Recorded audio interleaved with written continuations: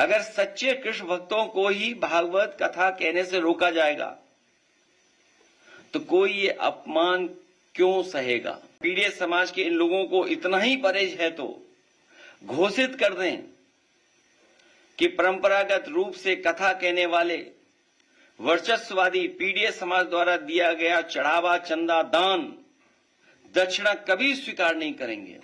कोई पीड़ित परिवार का मंदिर चला जाए तो मंदिर को गंगा जल से धोते हैं, और अब तो सीमा लांघ गई ये वर्चस्ववादी। आखिरकार किसका आशीर्वाद है? क्या सरकार का आशीर्वाद नहीं है, जिसकी वजह से सर तक मुंडवा दे रहे हैं? अगर भाजपा को लगता है कि भागवत या कोई कथा कहने पर एक वर्ग विशेष का ही अधिकार है, तो फिर वो इसके लिए भी कानून बना करके दिखा दें। वर्चस्ववादी लोग,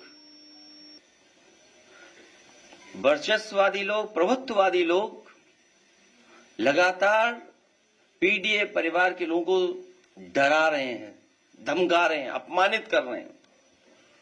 सोचने का सवाल यह है, भागवत कथा सबके लिए है, भागवत कथा सबके लिए है।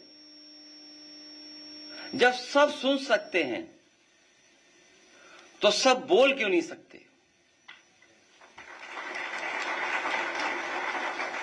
भागवत कथा सबके लिए है, सब सुन सकते हैं तो सब बोल क्यों नहीं सकते?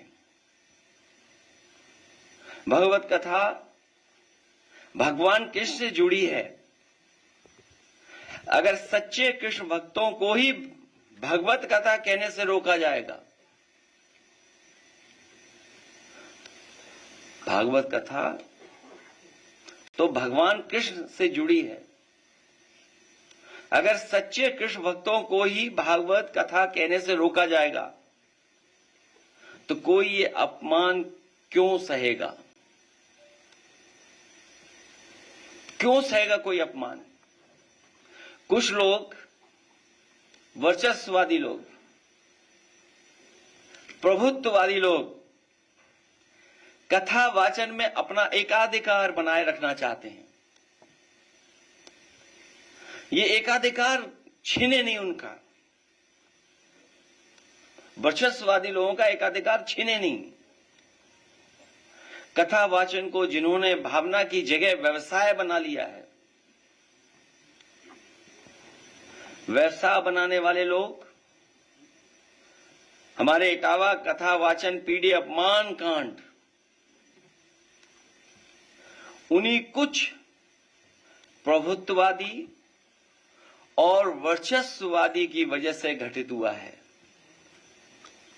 अगर पीड़ित समाज के इन लोगों को इतना ही परहेज है तो घोषित कर दें कि परंपरागत रूप से कथा कहने वाले वर्चस्ववादी पीड़ित समाज द्वारा दिया गया चढ़ावा, चंदा, दान, दक्षिणा कभी स्वीकार नहीं करेंगे।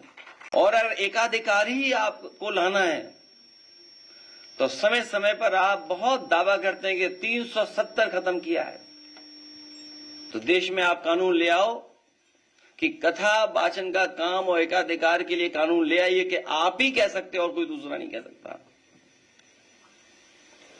अगर पीड़ित समाज से इन लोगों को इतना ही परहेज है तो घोषित कर देंगे परंपरागत रूप से कथा कहने वाले वर्चस्ववादी पीड़ित समाज द्वारा दिया गया चढ़ावा, चंदा, दान, दक्षिणा कभी स्वीकार नहीं करेंगे। प्रभुत्ववादी और वर्चस्ववादी समय समय पर कभी घर को गंगा जल से तो कभी मंदिर को धुलवाकर पीड़ित समाज का मानसिक उत्पीड़न व अपमान करते हैं, और अब तो सिर तक मुंडवा रहे हैं। अभी तक तो हमने आपने वो घटनाएं सुनी, देखी, जहां पर घरों को गंगा जल से धोते थे ये लोग। अगर कोई पीड़ित परिवार का मंदिर चला जाए तो मंदिर को गंगा जल से धोते हैं, और अब तो सीमा लांघ गई ये वर्चस्ववादी। आखिरकार किसका आशीर्वाद है? क्या सरकार का आशीर्वाद नहीं है, जिसकी वजह से सर तक मुंडवा दे रहे हैं? पेशाब तक करवा दे रहे हैं और रात भर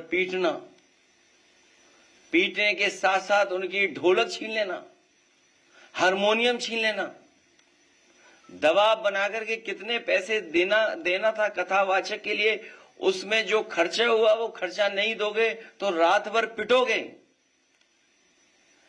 अगर पैसा दे दोगे तो बचोगे। इतनी ताकत कहां से पा रहे हैं? भाजपा राज में पीड़ित समाज को हेय दृष्टि से देखा जाता है। आदरणीय रामजी सुमन जी ने तो कुछ घटनाएं बताई हैं, कुछ महत्वपूर्ण पदों पे बैठे लोगों के बारे में बताया है। सुना है हमने कि देश की सर्वोच्च सीट पर बैठने वाले के साथ भी कभी अपमान हुआ है। देश के राष्ट्रपति भी हेय दृष्टि का सामना कर चुके हैं। सच तो यह है कि जैसे जैसे पीड़ित समाज में चेतना और जागरूकता बढ़ती जा रही है, वैसे वैसे पीड़ित समाज पर मनोवैज्ञानिक दबाव बनाने के लिए वर्चस्ववादी के पीड़ित समाज पर अत्याचार बढ़ते जा रहे हैं। जो पाल समाज की बेटी के साथ अन्याय हुआ, अगर उसके परिवार के लोग खड़े हो गए तो उसके पिता पे भी मुकदमे लगा करके जेल भेज दिया, इनाम भी घोषित कर दिया। हमारी पार्टी के अध्यक्ष उस परिवार से मिलकर के उस परिवार को न्याय दिलाने के लिए, उस परिवार की मदद के लिए जा रहे थे तो पुलिस लगाकर रोक दिया। आखिरकार ये वर्चस्ववादी और प्रभुत्ववादी लोग चाहते क्या हैं?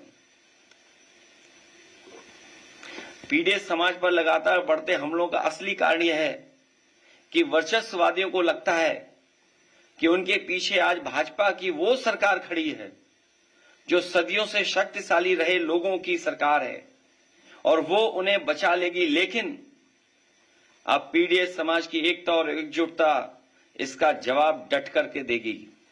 अगर भाजपा को लगता है कि भागवत या कोई कथा कहने पर एक वर्ग विशेष का ही अधिकार है, तो फिर वो इसके लिए भी कानून बना करके दिखा दें।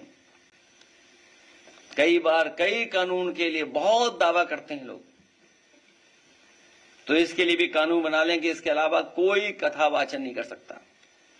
जिस दिन पीड़ित समाज ने अपनी कथा अलग से कहने शुरू कर दी, उस दिन इन परंपरागत शक्तियों का साम्राज्य ढह जाएगा। और मैं तो एक ही बात कहूंगा, भाजपा जाए तो हम सबको चैन आएगा।